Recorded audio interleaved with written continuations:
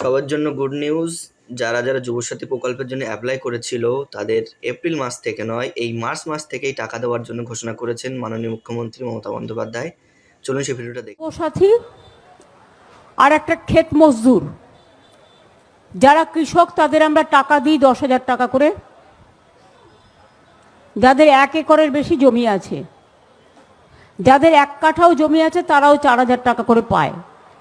কিন্তু ভাগচাষী যারা কোনোদিনই কিছু পেত না, তাদেরও আমরা 4,000 টাকা দেব বলে অ্যানাউন্স করেছিলাম।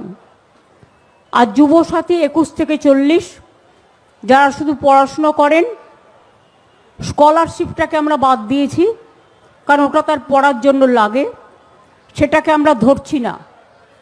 বাদবাকি অন্য কোনো স্কিম না পেয়ে থাকলে তারা সকলেই, আমরা বলেছিলাম 1 এপ্রিল থেকে টাকাটা তাদের অ্যাকাউন্টে যাবে।